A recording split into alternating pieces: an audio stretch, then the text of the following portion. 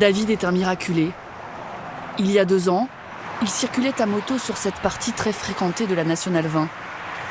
Il respectait les limitations de vitesse, 90 km/h, quand brusquement, un semi-remorque de 40 tonnes lui a barré la route. J'étais sur la voie de gauche en fait en train de monter. Et puis le camion, a priori, pour doubler un autre camion qui allait moins vite, il s'est déporté d'un coup. Et j'ai eu quand même beaucoup de chance de ne pas être coincé entre le terre-plein central, le béton et puis le camion, ou voire même de passer de l'autre côté. Étendu sur la chaussée, David ne doit son salut qu'à un autre camion qui se met en travers des voies pour arrêter le trafic très dense. Sous l'effet du choc, son bassin a déformé le réservoir de sa moto, réduite à l'état d'épave. Lui s'en sort avec une fracture au visage, des lésions à l'épaule et un œdème à la hanche, pour un accident dont il n'est pas responsable. Car sur ce tronçon de la RN 20, les panneaux interdisant aux poids lourds de dépasser sont visibles depuis des kilomètres. Là, ça double, là, pourtant. Bah ouais, vous voyez, ça double. Et c'est comme ça tous les jours, de toute façon. Et vous voyez la quantité de camions qui passent sur cette route. Ils ne s'occupent pas des panneaux. Cette portion de la Nationale 20, située dans l'Essonne, est l'une des routes les plus dangereuses de France. Chaque année, en moyenne, 60 accidents entraînant des blessés ou des morts sur seulement 57 km. À sa création, la Nationale 20 était la route des vacances, reliant Paris à l'Espagne. Aujourd'hui, sa partie francilienne est devenue un axe saturé, où s'agglutinent banlieusards et surtout transporteurs routiers.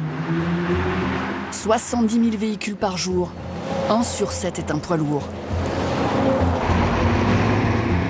À l'origine de cet encombrement, un péage à 100 km de Paris. À cet endroit, les camions venus du sud de l'Europe préfèrent quitter l'autoroute A10 et emprunter la fameuse Nationale 20 pour économiser 30 € en moyenne. Une route à haut risque que doivent emprunter chaque jour Patrick et Valérie. Ils habitent à Hauteville, à la limite sud de l'Essonne. Pour aller travailler à Orsay, à 60 km de là, ils pourraient prendre l'autoroute A10, plus sûre, moins embouteillée, mais payante. C'est 1,60 quand on passe par Dourdan, et puis par Allainville, c'est encore plus cher, ça va être 3 quelque chose. Donc c'est, voilà, une fois de temps en temps, on est bien obligé. Mais sinon, le reste de l'année, ça fait tous les jours, c'est impossible, quoi. Le péage leur coûterait environ 750 € par an, trop cher pour ce couple de techniciens de laboratoire. Pourquoi ça ralentit ? Alors ils prennent la Nationale 20, coincée entre les poids lourds. 26 km de conduite en accordéon, avec des limitations qui varient de 90 à 50 km/h et où chaque coup de frein fait craindre la collision. Celui qui prend la main, il sait ce que c'est.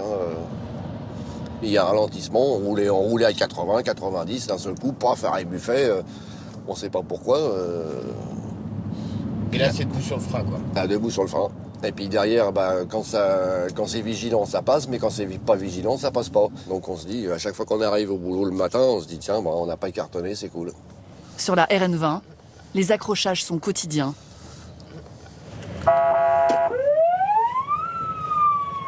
Il est 10h, Frédéric, dépanneur, intervient sur son premier carton de la journée.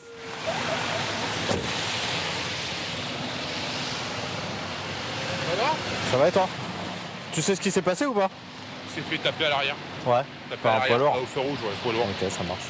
Ça a freiné, il y a un poids lourd qui est rentré derrière, qui l'a percuté. Le poids lourd, il a freiné trop tard et voilà. Cette fois, seul le pare-choc arrière est abîmé. Le conducteur a été placé en observation à l'hôpital. C'est l'heure de pointe.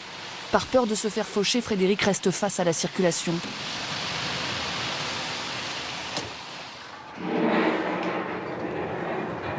Dans la casse où il travaille, il ramène chaque semaine des véhicules qui témoignent de chocs extrêmement violents. Voilà, là je t'emmène sur le dernier accident qu'il y a eu sur la Nationale 20 ce week-end. Donc les deux véhicules là, ces deux véhicules-là. Donc celui-là, le noir qui a percuté le véhicule blanc par l'arrière, et lui qui est venu s'encastrer dans le mur central de la Nationale 20. Souvent le même scénario. Un véhicule freine trop tard et s'encastre dans un autre. Cette voiture a été percutée par l'arrière la nuit du 31 décembre. Plus loin, ce véhicule s'est écrasé contre une maison il y a un peu plus d'1 mois.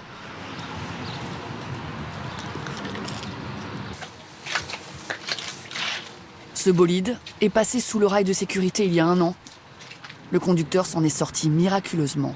On a un secteur de 40 km à peu près sur la 20. Sur ce secteur-là, toutes les semaines, à plusieurs endroits assez accidentogènes, on a les mêmes. On a le même type d'accident, des freinages brusques, des pertes de contrôle. Toutes les semaines, il y en a un. Au cours des 2 dernières années, la RN20 a tué 9 personnes, rien que dans l'Essonne. Près de la moitié des accidents impliquaient des poids lourds. Comme celui qui a coûté la vie au mari de Christiane. C'était en 2011. 7 ans plus tard, elle a enfin trouvé la force de quitter leur maison, chargée de souvenirs. 40 ans de mariage et de vie fusionnelle. Ils dirigeaient ensemble un supermarché. Le jour de l'accident, Maurice, 66 ans, venait de rendre visite à son frère. Il est 19h30.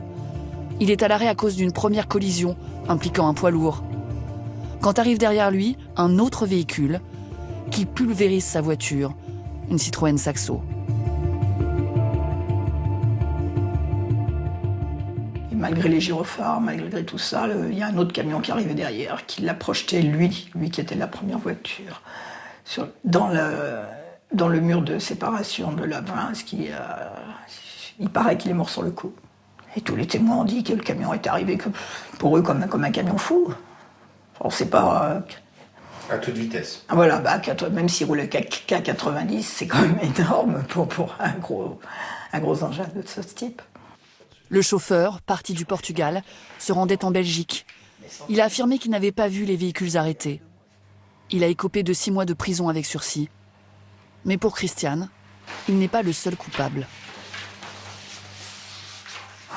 Le problème, il n'est même pas là, quoi. Il est sur cette route qui est un danger public. Vous la prenez aujourd'hui, cette Nationale 20 ? Je l'évite. Déjà, je ne vais plus beaucoup par là, mais je l'évite. Si j'ai un camion derrière moi, c'est terrible. Je regarde sa calandre et je me dis, est-ce que mon mari l'a vu, ce camion ? Est-ce qu'il l'a vu, qu'il est arrivé sur lui ? C'est quelque chose que j'aurais voulu savoir, que je ne saurais jamais. Mais je ne peux pas avoir un camion derrière moi sans y penser. Je ne peux pas. Je ne peux pas.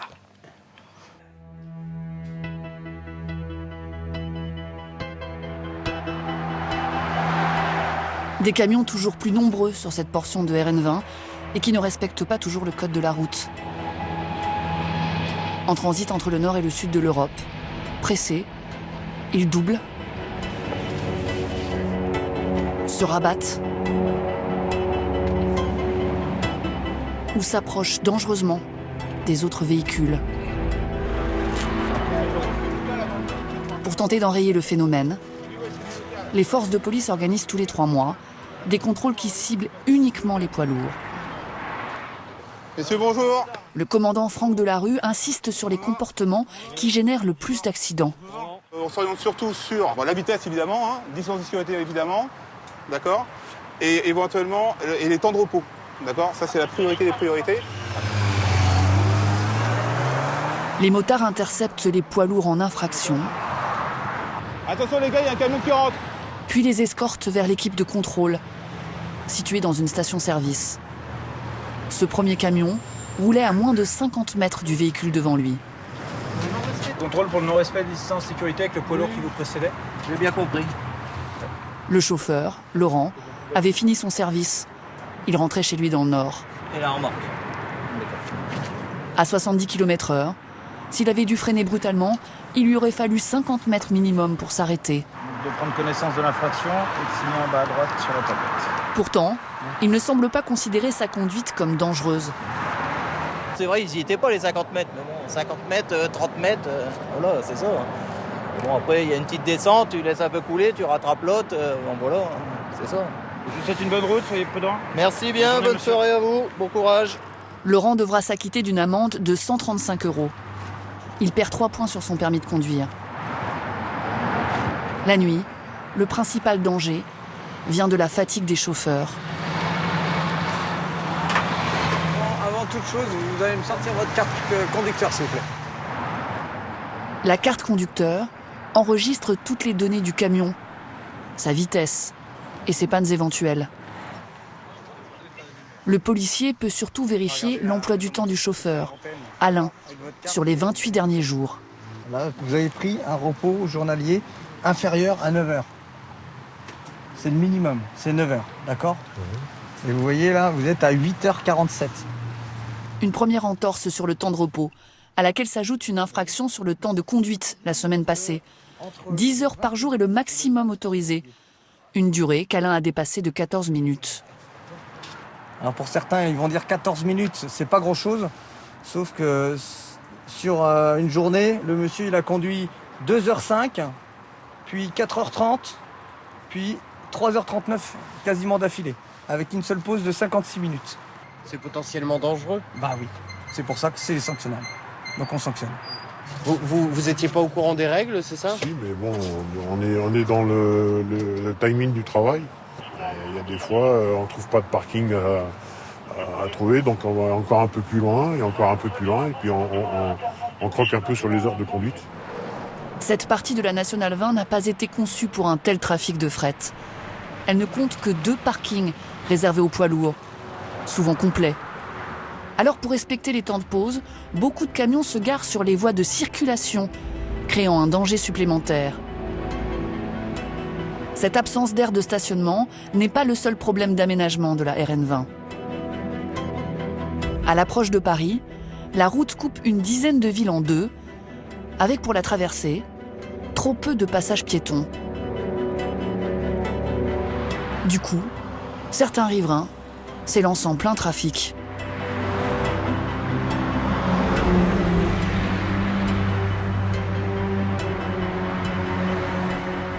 Les voies d'insertion sont aussi particulièrement dangereuses. Comme à Linas, une ville de 6800 habitants. François Pelletan, le maire de la commune, est à bout. En l'absence d'un officier de police judiciaire, c'est lui que les pompiers appellent lorsque quelqu'un décède sur sa commune. Le dernier accident mortel a justement eu lieu sur une de ces voies d'insertion. C'est un motard qui a perdu la vie, quoi. Il a percuté un camion au niveau de la route nationale et puis le camion, les roues arrière lui sont passées dessus, le monsieur a été décapité, sa moto et son corps ont été traînés jusque là-bas. Sur les 3 km de la RN20 qui traverse Linas, le maire a été appelé pour une douzaine d'accidents mortels depuis 1995. Au bout de certaines rues, rejoindre la nationale et son trafic relève du défi. On est sur une voie qui s'appelle le chemin de la grâce de Dieu. Et on comprend pourquoi, parce que quand on arrive sur la Nationale 20, vous voyez, là, ça arrive à angle droit. Et donc, quand on est là, il faut s'insérer dans le trafic. Alors, c'est pas évident. Et eux, ils peuvent pas s'arrêter, ils ont l'inertie. Ah, ben celui-là, il va trop vite. Voilà, je me mets derrière le bleu, là. Allez, on y va. Hop. Et voilà. Alors, vous imaginez les gens le matin quand il faut qu'ils partent travailler, la petite dame avec ses enfants qui les emmène à l'école ou des... C'est chaud quand même. La route est sous la compétence du département. À force d'insister, le maire a obtenu l'installation de ce feu à l'entrée de sa commune. Mais il voudrait que l'ensemble de la nationale soit transformé. Dites-moi, on a un plan qui retrace les alignements et les réservations de la Nationale 20. Aux côtés d'autres maires, il est entré en guerre pour obtenir l'aménagement de la route en boulevard urbain, limité à 50 km/h, qui dissuaderait les poids lourds en transit de l'emprunter. Un projet que personne ne veut financer. Nickel. Ici. Et on va être à 200 millions d'euros à peu près. On va être dans ces eaux-là, quoi. Donc oui, c'est sûr, ça se trouve pas sous le sabot d'un cheval. Mais il faut le faire. Mais il faut le faire, parce que si on le fait pas, enfin, je veux dire, on va continuer comme ça combien de temps, quoi. Enfin, les gens ici subissent les nuisances, la pollution, puis sans compter les morts. Seul l'État pourrait financer un projet d'une telle envergure. Le plan d'aménagement est aujourd'hui au point mort.